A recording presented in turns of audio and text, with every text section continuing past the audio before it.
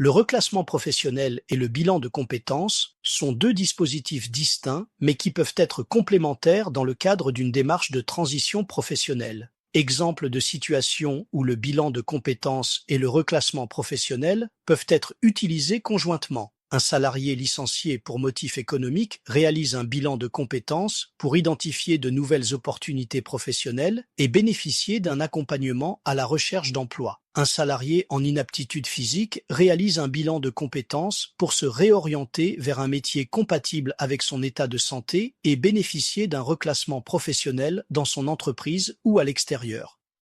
Le bilan de compétences est une démarche qui permet à une personne d'analyser ses compétences professionnelles et personnelles, ses aptitudes et ses motivations afin de définir un projet professionnel et, le cas échéant, un projet de formation. Voici les principaux objectifs d'un bilan de compétences. Analyser son parcours professionnel, identifier ses réussites, ses difficultés et ses points forts.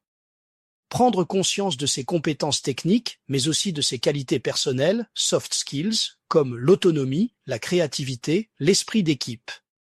Déterminer ce qui est important pour soi dans le travail, ses valeurs, ses aspirations et ses sources de motivation. Explorer de nouvelles voies professionnelles, envisager une reconversion, une évolution de carrière ou une création d'entreprise. Construire un plan d'action avec les étapes à suivre pour réaliser son projet professionnel, les formations à suivre, les démarches à effectuer.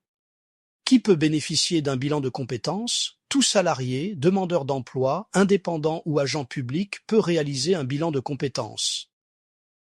Comment se déroule un bilan de compétences? Le bilan de compétences se déroule en 3 phases. Phase préliminaire, définition des besoins et des objectifs du bilan. Phase d'investigation, analyse du parcours professionnel, identification des compétences et des motivations. Phase de conclusion, synthèse des résultats, définition du projet professionnel et élaboration d'un plan d'action.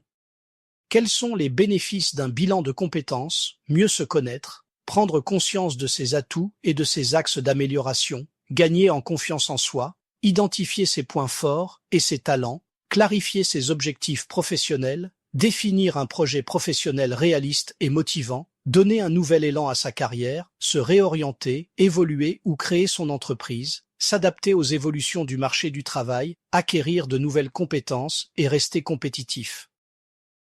En conclusion, le bilan de compétences est un outil précieux pour toute personne souhaitant faire le point sur sa carrière, clarifier ses objectifs professionnels et construire un avenir professionnel épanouissant. On organise un café thématique chaque semaine. Vous pouvez vous inscrire au prochain depuis les liens présents dans le commentaire. Pour finir, n'oubliez pas de vous abonner et nous suivre sur les réseaux sociaux pour rester informé et recevoir les nouvelles publications. À très bientôt.